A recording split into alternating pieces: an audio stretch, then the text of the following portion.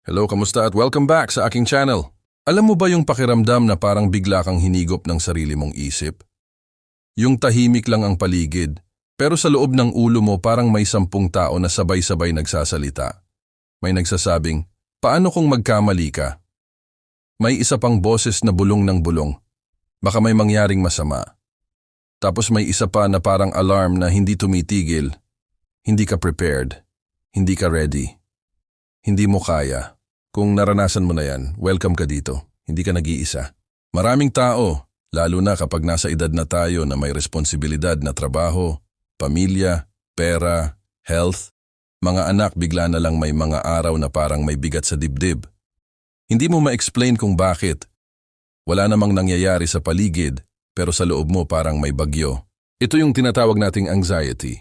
Hindi ito simpleng kaba lang. Hindi rin ito yung normal na nervyos bago ka mag-report sa meeting o bago ka umakyat sa stage. Ang anxiety minsan parang magnanakaw sa gabi. Tahimik siyang pumapasok sa isip mo, tapos pag napansin mo na siya, parang nakontrol na niya ang buong katawan mo. Napapansin mo ba, kapag nilamon ka ng anxiety, parang ang bilis ng tibok ng puso mo. Parang kulang ang hangin. Minsan nanginginig ang kamay. Minsan kahit simpleng desisyon lang, parang ang hirap gawin. At ang pinaka nakakapagod doon, hindi naman totoong nangyayari pa yung kinakatakutan mo. Nasa isip mo lang. Pero grabe ang epekto. Kung nararanasan mo yan minsan, may gusto akong sabihin sa'yo. Hindi ka mahina. Hindi ka sira. Hindi ka abnormal. Tao ka lang. Sa video na ito, pag-uusapan natin kung ano ang pwede mong gawin kapag nilamon ka ng anxiety. Hindi ito tungkol sa pagiging perfect o pagiging fearless. Ang goal lang natin dito ay matutunan kung paano mo hahawakan ang sarili mo kapag nagsisimula ng magulo ang isip. Parang ganito lang yan. Kapag may bagyo sa labas, hindi mo kayang kontrolin ang hangin. Pero kaya mong isara ang bintana. Kaya mong maghanap ng masisilungan. Ganon din sa anxiety. Hindi mo laging mapipigilan na dumating siya. Pero matututunan mo kung paano hindi magpakontrol dito. Ngayon, may isang bagay na napapansin ko sa maraming tao kapag nilalamon sila ng anxiety. At baka mapansin mo rin ito sa sarili mo. Kapag nagsisimula ang anxiety, ang unang instinct ng utak natin ay lumaban o tumakas. Halimbawa, bigla kang nag-overthink tungkol sa trabaho mo. Iniisip mo, baka hindi na ako kailangan dito, baka magkamali ako, baka mapahiya ako. Tapos ang instinct mo agad ay pigilan ang sarili mo na maramdaman niyon. Sinasabi mo sa sarili mo, stop, huwag kang mag-isip ng ganyan. Pero alam mo kung ano ang kakaiba sa utak natin. Kapag sinabihan mo ang isip mo na huwag mong isipin, lalo niyang iisipin. Parang kapag may nagsabi sa'yo, huwag mong isipin ang pink na elepante. Ano agad ang pumasok sa isip mo?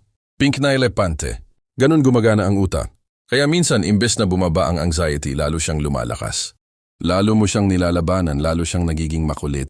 Dito pumapasok ang unang mahalagang bagay na kailangan mong matutunan kapag nilalamon ka ng anxiety. Hindi mo siya kailangang labanan agad. Oo, tama ang narinig mo. Hindi mo kailangang labanan agad. Subukan mong isipin ang anxiety na parang alon sa dagat. Kapag lumaban ka sa alon habang nasa tubig ka, mapapagod ka lang. Pero kapag natutunan mong sumabay sandali sa galaw ng tubig, makakalutang ka. Ganon din sa anxiety. Kapag naramdaman mo siyang paparating, imbes na magpanik, subukan mong sabihin sa sarili mo ng tahimik, nandito na naman siya. Hindi bakit ganito ako, hindi ano bang problema ko, hindi rin stop this. Simple lang, nandito na naman ang anxiety. Parang bisita lang na dumating. Nakakatawa pakinggan, pero malaki ang epekto nito sa isip. Kasi kapag tinanggap mo na naroon siya, nawawala yung dagdag na pressure na ginagawa mo sa sarili mo. Ang totoo, kadalasan ang nagpapalala ng anxiety ay hindi yung mismong takot, kundi yung takot natin sa takot. Takot tayo sa pakiramdam. Takot tayo sa mabilis na tibok ng puso. Takot tayo sa thought na baka mawalan tayo ng kontrol. Pero kapag sinabi mo sa sarili mo, okay lang, nararamdaman ko ito, pero lilipas din ito, biglang may kaunting space sa loob ng isip mo. May isa pa akong gustong ikwento sa'yo. May isang lalaki na nakilala ko noon. Tahimik lang siyang tao, mukha siyang kalmado sa labas. Pero minsan nag-open siya tungkol sa anxiety niya. Sabi niya, may mga araw daw na habang nagdadrive siya papuntang trabaho, bigla na lang siyang kinakabahan ng walang dahilan. Pawis ang kamay niya sa manibela, parang gusto niyang tumigil sa gilid ng kalsada. Noong una, sobrang nilalabanan niya ang pakiramdam. Sinasabi niya sa sarili niya, hindi pwede ito, kailangan kong maging okay. Pero lalo siyang kinakabahan. Hanggang sa may isang therapist na nagsabi sa kanya ng simple lang na advice. Kapag dumating ang anxiety, huwag mo siyang ituring na kaaway, ituring mo siyang signal. Parang check engine light sa sasakyan. Hindi ka namang galit sa ilaw ng check engine. Ibig sabihin lang nito, may kailangan kang tingnan. Mula noon, tuwing nararamdaman niya ang anxiety habang nagdadrive, humihinga siya ng dahan-dahan at sinasabi niya sa sarili niya, okay, may gusto lang ipaalala ang katawan ko. At alam mo kung ano ang napansin niya pagkatapos ng ilang linggo. Mas mabilis nang nawawala ang anxiety. Hindi dahil naging immune siya. Hindi dahil nawala ang stress sa buhay niya. Kundi dahil hindi na siya nakikipag-away sa sarili niyang isip. Ngayon, may isa pang mahalagang bagay na kailangan mong maintindihan tungkol sa anxiety. Kadalasan ang anxiety ay nangyayari kapag ang isip mo ay masyadong nasa hinaharap. Iniisip mo ang mga bagay na hindi pa nangyayari. What if mawalan ako ng trabaho? What if magkasakit ang pamilya ko? What if hindi ko kayanin ang problema? Napapansin mo? Halos lahat ng tanong ng anxiety nagsisimula sa what if. Pero may maliit na sikreto ang mga taong marunong humawak ng anxiety. Ibabalik nila ang isip nila sa kasalukuyan. Hindi bukas, hindi kahapon. Ngayon, halimbawa, kapag nagsisimula kang malunod sa mga thoughts, subukan mong gawin ang isang simpleng bagay. Huminga ka ng malalim. Hindi yung mabilis na hinga, yung mabagal. Inhale, tapos dahan-dahang exhale. Habang ginagawa mo iyon, pansinin mo lang ang paligid mo. Ano ang naririnig mo? May electric fan ba? May aso bang tumatahol sa labas? May sasakyang dumadaan? Ano ang nakikita mo? Ilaw ba sa kisame? Kulay ng pader? Mga bagay sa mesa? Mukhang simpleng exercise lang ito, pero may dahilan kung bakit ito gumagana. Kapag nakatutok ang atensyon mo sa kasalukuyan, nahihirapan ang anxiety na kontrolin ang isip mo. Kasi ang anxiety gustong-gusto niyang tumira sa hinaharap. Kapag ibinalik mo ang sarili mo sa ngayon, parang pinutol mo ang gasolina ng anxiety. Hindi ibig sabihin nito mawawala agad ang pakiramdam. Pero mapapansin mo na unti-unti siyang humihina.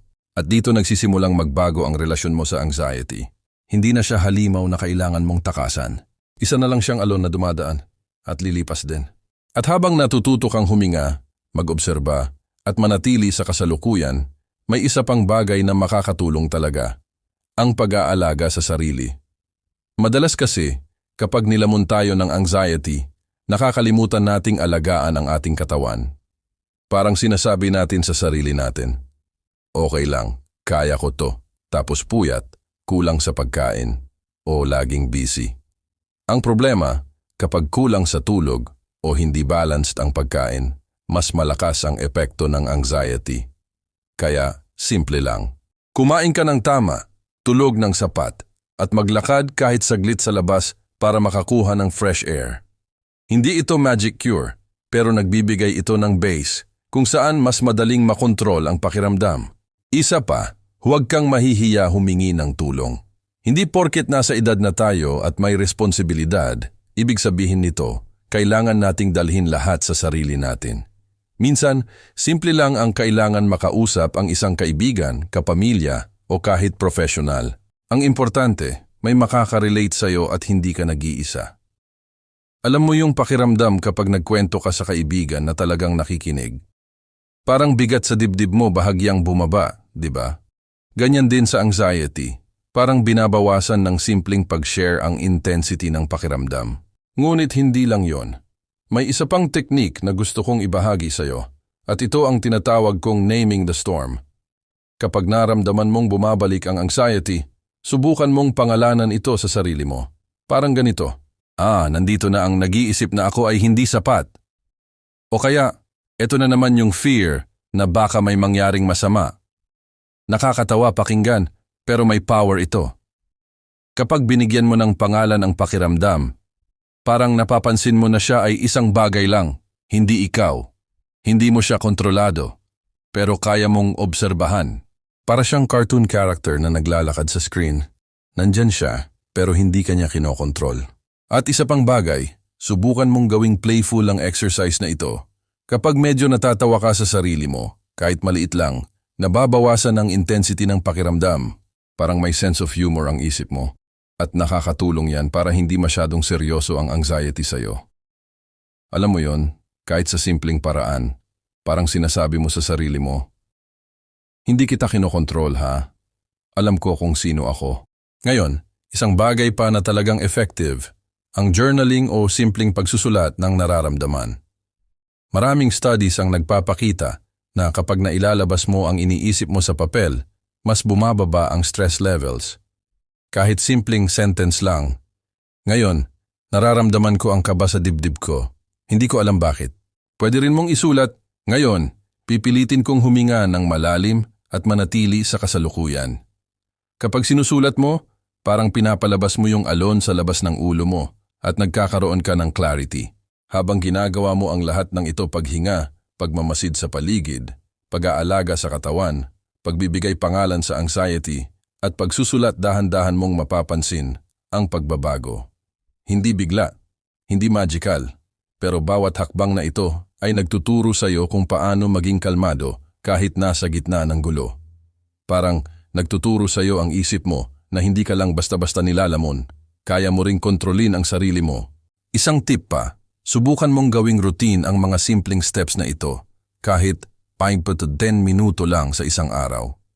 Kapag nasanay ka sa maliit na practices, mas handa ka kapag dumating ang mas matinding episodes ng anxiety. Parang muscles lang yan, kailangan ng exercise para maging malakas. Kapag madalas mo itong ginagawa, mas mabilis mong marerespond ang anxiety at hindi ka na basta-basta lulunod sa takot na galing sa isip mo. At huwag kalimutan, magpasensya sa sarili mo. Madalas, pinapahirapan natin ang sarili kapag nakakaramdam ng anxiety. Sinasabi natin, bakit ganito ako? Bakit hindi ko kontrolado? Ang totoo, normal lang ito. Tao lang tayo. Hindi mo kailangan maging perfect. Ang importante ay aware ka sa sarili mo at kumikilos ka sa paraang makakatulong sa'yo.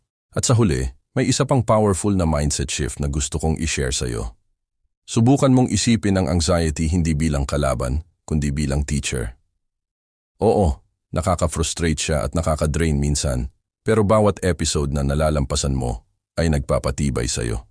Kapag natutunan mong huminga, manatili sa kasalukuyan, at iobserba ang sarili mo, nagiging mas malakas ka. Mas aware ka sa sarili mo at sa bawat hakbang na ito, unti-unti mong marirealize na hindi siya ang may kontrol sa iyo, ikaw ang may kontrol sa sarili mo. Kaya't sa bawat pagkakataon na maramdaman mong nilalamon ka ng anxiety, alalahanin mo ito, hindi ka nag-iisa, hindi ka mahina, at may paraan para mapawi ang bigat. Ang kailangan mo lang ay konting practice, konting patience, at willingness na iobserba at tanggapin ang nararamdaman mo. Hindi mo siya mapipigilan palaging dumating, pero matututunan mong hindi rin siya makokontrol sa buhay mo. At sa bawat pagkakataon na nalalampasan mo ang bawat alon, mas natututo kang maging matatag at kalmado. Kung may natutunan ka sa video na ito, o may experience ka na gusto mong ibahagi sa iba, i-comment mo sa baba. Maraming tao ang makaka-relate sa kwento mo, at makakatulong ito para hindi maramdaman ng iba na nag-iisa sila. Huwag rin kalimutan i-like ang video at mag-subscribe sa channel para sa iba pang tips kung paano haharapin ang anxiety at stress sa buhay. Tandaan, ang journey ay hindi palaging madali, pero sa tamang mindset at practices, kaya mong lampasan ang bawat alon ng takot at kaba. Manatiling grounded, manatiling kalmado, at laging tandaan na sa bawat hakbang na ginagawa mo, mas malapit ka sa mas matatag at mas maayos na sarili mo. Ang best pa rin ay darating. At habang patuloy kang nagmo-move forward, mas lalalim ang iyong resilience at wisdom. Kaya mo ito at nandito ka para subukan at kilalanin ang sariling lakas. May isa pa akong gustong ibahagi na talagang nakatulong sa maraming tao, lalo na sa mga nasa midlife at above. Ito yung simpleng principle. Kontrolado mo lang ang kaya mong kontrolin. Napakadali nating malunod sa what-ifs at sa mga bagay na wala tayong direktang kapangyarihan. Ang utak natin parang forever busy na nagpo-produce ng scenarios, isang buong pelikula sa loob ng isip mo. Tapos ang bida, ikaw, palaging nasa panganib. Nakakapagod, di ba? Kaya't kapag nilamon ka ng anxiety, subukan mong i-assess ang sitwasyon. Tanungin ang sarili mo, ano ba talaga ang nasa kontrol ko ngayon? Pwede mong kontrolin ang hinga mo.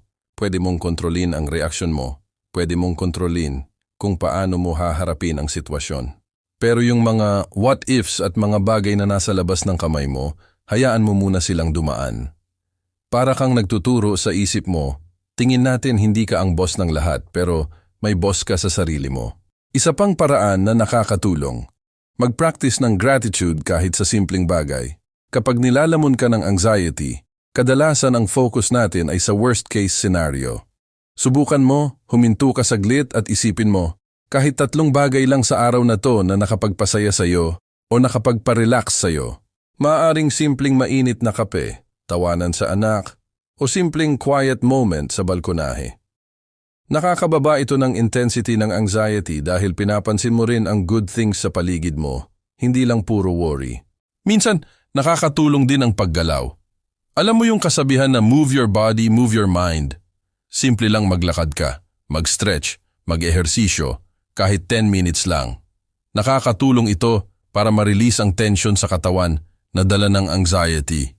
Kasi minsan, ang takot o kaba sa isip natin, nakastore din sa muscles. Pag gumalaw tayo, parang nagkakaroon ng outlet ang energy na yon at mas bumababa ang intensity ng pakiramdam. Huwag mo ring maliitin ang power ng self-talk. Ang mga salita na sinasabi mo sa sarili mo ay may epekto talaga. Kapag sinasabi mo, hindi ko kaya, palagi na lang ako ganito, lalo lang lumalakas ang anxiety. Pero kapag sinasabi mo, kahit pa simpleng okay lang, kaya ko to, o hindi ito permanente, unti-unti mong natututo ang utak mo na hindi palaging disaster ang nangyayari. Parang naglalaro ka ng mental jiu-jitsu, ginagamit mo ang thought na negatibo para i-turn into constructive energy. At higit sa lahat, huwag mong i-isolate ang sarili mo. Maraming tao, lalo na sa midlife, nag-aakala na kailangan nilang labanan ng anxiety mag-isa. Pero mas magaan ang pakiramdam kapag may kasama kang makakausap, makaka-relate, o kahit professional na makakatulong. Hindi ka nag-iisa sa laban na ito at hindi mo kailangang harapin ang bawat alon mag-isa. Sa huli, gusto kong tandaan mo, ang anxiety ay bahagi ng pagiging tao. Hindi mo ito ganap na matatanggal at hindi rin kailangan. Ang kailangan mo lang ay malaman kung paano humawak. Huminga ng malalim, manatili sa kasalukuyan, alagaan ang katawan, gamitin ang humor at perspective, iobserba ang sarili mo, at i-practice ang gratitude. Kapag ginawa mo ito ng regular, makikita mo na unti-unti kang nagiging master ng sariling isip mo. Hindi mo na siya kaaway, kapartner mo na siya sa pag-navigate ng buhay. Kung may natutunan ka sa kwento at techniques na ito, i-comment mo sa baba ang experience mo. Baka may matutunan ka rin sa mga ibabahagi ng iba. At syempre, i-like ang video at mag-subscribe sa channel para sa mas marami pang tips kung paano haharapin ang anxiety at stress sa araw-araw. Tandaan, ang journey ay hindi palaging madali, pero sa bawat hakbang, sa bawat practice, mas lumalakas ka. Mas nagiging aware, mas grounded, at mas kaya mong harapin ang bawat alon ng buhay. Ang pinakamagandang bahagi, patuloy kang umaangat at natututo sa bawat pagkakataon. Kaya mo ito at kasama mo kami sa bawat hakbang. Manatiling kalmado, manatiling present, at tandaan ang pinakamahusay na araw mo ay darating pa lang. Quick lang, bago makalimutan, i-comment mo kung saan ka nanonood. Gusto ko makita kung saan umaabot tong channel na to.